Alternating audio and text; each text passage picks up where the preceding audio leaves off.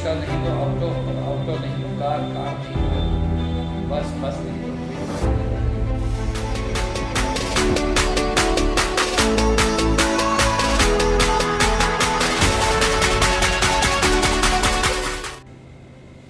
अगस्त 14 को 15 अगस्त जहाँ से हम 75वां वर्ष प्रारंभ करने जा रहे हैं कि इस अवसर पर मैं आप सभी को प्रेरित, जागृत और सजग करना चाहता हूँ।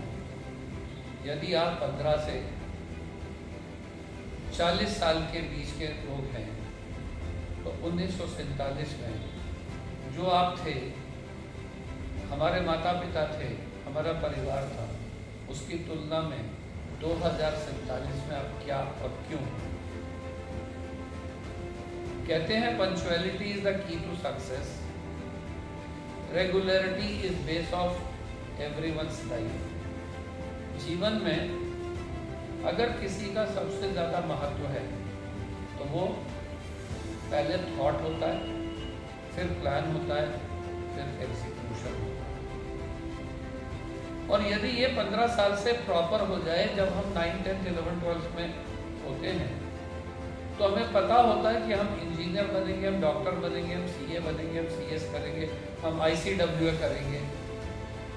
हमें अपने माता पिता के द्वारा स्टार्ट किया गया बिजनेस संभालना है। हमें पता होता है कि हमारे माता पिता सर्विस में थे तो हमें भी सर्विस में जाना है। या यूँ कहिए कि मेरे माता पिता रिक्शा चलाते हैं तो मैं रिक्शा नहीं तो ऑटो, ऑटो नहीं तो कार, कार नहीं तो बस, बस नहीं तो ट्रेन, ट्रेन नहीं तो हेलीकॉप्टर कैसे चलाऊंगा? उसके लिए हमें स्वप्न नहीं देखते, उसके लिए हमें कल्पना नहीं करनी होती, उसके लिए हमें हवाई जो है महल नहीं बनाने होते, उसके लिए हमें चिड़ियों की तरह से डे ड्रीमिंग में खोना नहीं होता। वरन हमारी आवश्यकता होती है कि हम समय का सदुपयोग करने के लिए अच्छे से जो मन में आए विचार हैं, स्वप्न हैं, उन्हें कम ट्रू कर पाए, ऑब्जेक्टिव ले पाए। तो उसके लिए हमें एफर्ट्स और अटेम्प्ट पॉजिटिव अप्रोच के साथ करने होते हैं और लगे रहना होता है। कई बार आकाश में जाकर जमीन पर भी आ जाएंगे, कोई बात नहीं। लेकिन जो लोग लगे रहते हैं वो उसी प्रकार से जैसे पानी समुद्र में जाकर फिर से इवेपोरेट होकर बादल बनकर सभी को ठंडक प्रदान करने के लिए वर्षा देता है, ठीक इसी प्रकार से यदि हमने अपने जीवन को सही से 15 साल से 25 साल और 25 साल से 40 साल तक के लिए और 40 से 60 साल तक के लिए प्लान किया है तो उसे समय का सदुपयोग करें। प्रायः लोग कहते हैं कि डॉक्टर लोग कहते हैं 6 से 7 घंटे सोना चाहिए, पुराने लोग कहते हैं 8 से 10 घंटे सोना चाहिए। लेकिन मैं भी 75 वर्ष की आयु पर लगभग हूँ। मुझे तो ये लगा कि 4 से 5 घंटे सोने पर जो शरीर के अंदर आई शिथिलता है उस पर विजय प्राप्त की जा सकती है, बशर्ते कि हम किसी मादक वस्तु के यूजर ना हो, बशर्ते कि हम ओवर ईटिंग ना करते हों, बशर्ते कि हम विवाह स्वप्न न देखते हों, बशर्ते कि हम अपने टाइम में फ्रिक्शन और फ्लक्चुएशन से बचते हैं। समय का सदुपयोग अर्थात कम खाने से, कम सोने से कभी कोई मरेगा, तो फिर हम इसका उपयोग कैसे करें? आज का जो युवा है, विशेष रूप से 15 साल से 40 साल की उम्र का व्यक्ति, वो रात को 2 बजे 3 बजे तक जगा रहता है, बेड में पड़ा रहता है, उसकी रीढ़ की हड्डी टेढ़ी होने लगती है, उसका गला और सिर ऐसे झुक जाता है और उसको स्पॉन्डिलाइटिस और न जाने कितनी तरह की बीमारियां जकड़ लेती। आपने मेरे जितने भी वीडियोस देखे होंगे, आपने मुझे एक ही स्टेटस और एक ही स्टाइल, एक ही वे से पाया होगा, और वो है स्ट्रेट बैठ। क्यों? ताकि जो हमारी बैकबोन है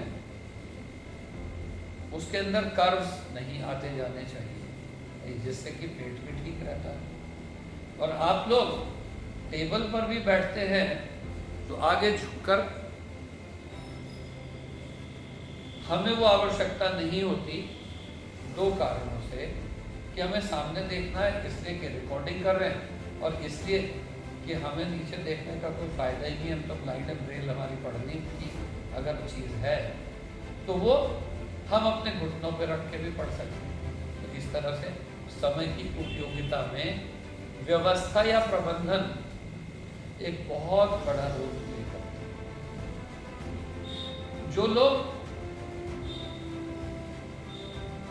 5, 6, 7, 8, 10 साल से, जिनके माता पिता उनमें सुबह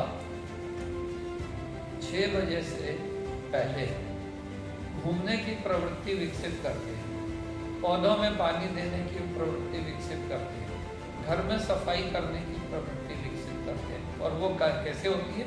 example is better than precept, अर्थात वो स्वयं ऐसा करते हैं। तो निश्चित रूप से जान लीजिए कि जो नौजवान है, जो युवा है, जो एडोलेसेंट है, जो यूथ है, जो एडल्ट है, उनमें देखा देखी वो चीजें आने लगती। अगर हम 6 बजे सूर्योदय के समय सूर्य नमस्कार करते हुए, कुछ योगा एक्सरसाइजेस करते हुए, 7 बजे तक स्नान करके सभी चीज़ों से मुक्त होकर कोई गायत्री मंत्र का जाप कर सकता है, कोई हनुमान चालीसा पढ़ सकता है, कोई गुरु ग्रंथ साहब से एक ओंकार सतगुरु प्रसाद अपनी उसको पढ़ सकता है, कि कोई बाइबल और कोई कुरान या कोई न्यूज़पेपर पढ़ते हुए नाश्ता कर सकता है। यदि हम 8 बजे स्वतंत्र हैं स्कूल जाने के लिए, कॉलेज जाने के लिए, दुकान पे जाने के लिए, अपनी सर्विस पर जाने के लिए, तो हमारे पास पर्याप्त समय होता है। हमें दिन में भी कहा जाता है ना, आफ्टर लंच रेस्ट ए व्हाइल, आफ्टर डिनर वॉक ए माइल। तो लंच करने के बाद हम बैठे बैठे झपकी लेने चलेंगे, लेकिन हम बिस्तर पे लेट जाएं तो वो घंटा लगेगा। उस तरह का हमें प्रबंधन नहीं करना चाहिए। ठीक इसी तरह से ऑफिस में, अगर दुकान पर अगर हम लंच 1 बजे 2 बजे करते हैं, तभी हम 5 बजे 6 बजे तक अपनी रिस्पॉन्सिबिलिटी, लायबिलिटी, ड्यूटीज और वर्क कंप्लीशन की ओर बढ़ सकते हैं। और जब हम वर्क कंप्लीशन तक 5:30 से 6 के बीच में बढ़ लेते हैं, तो हमें अच्छा लगता है कि हमें इवनिंग में स्नैक्स या टी ब्रेक में, ऑफिस में, शॉप पर, घर में कुछ ना कुछ मिल जाता है।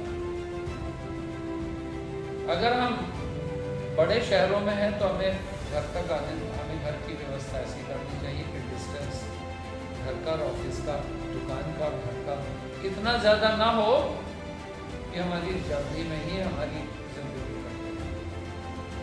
और अगर जिंदगी कट रही है तो बचपन से मैं क्या करता था, मेरे साथी क्या करते थे कि हम बस में भी एक किताब लेते थे, उसमें पेंसिल से निशान लगाते रहते थे कि जो हमें याद करना है, जो हमें समझना है, जो हमें लिख कर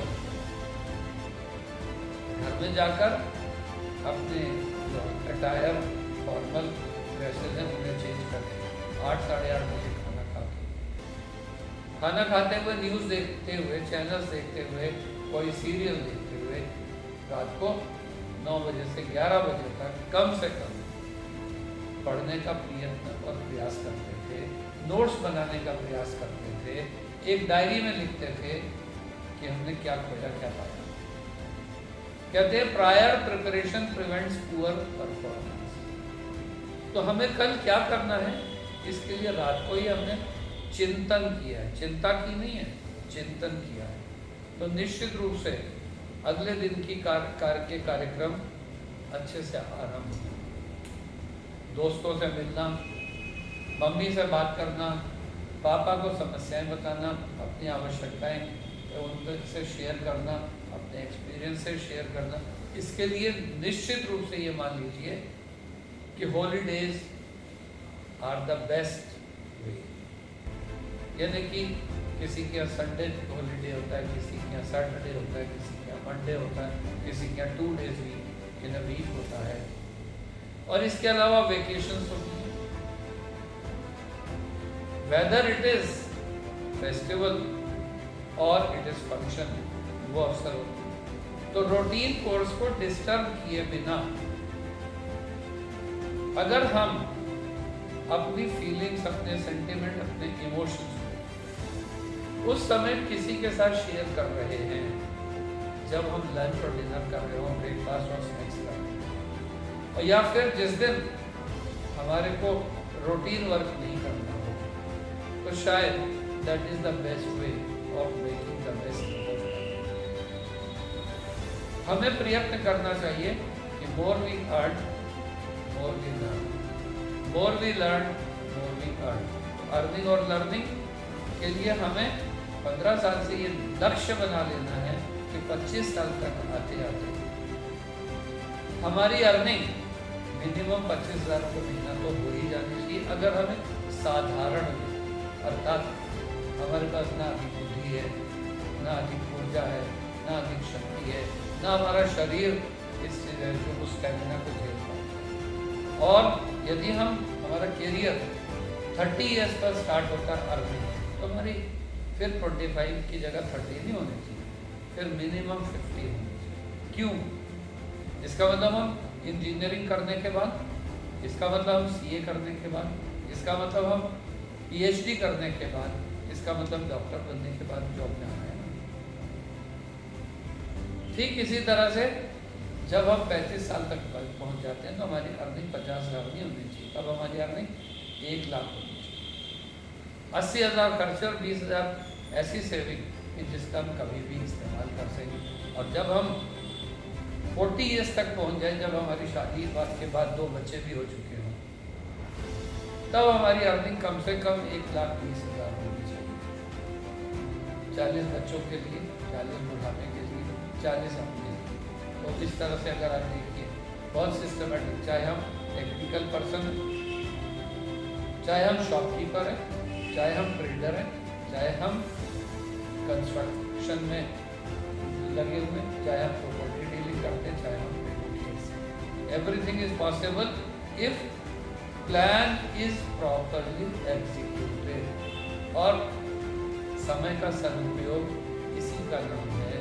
बातें करने से कुछ छूटा नहीं है, उस पर ध्यान दीजिए। इस संदर्भ में इस 15 अगस्त के अवसर पर अगले 25 साल की सही प्लानिंग और सही कर्मठता के साथ अपना निर्णय कीजिए।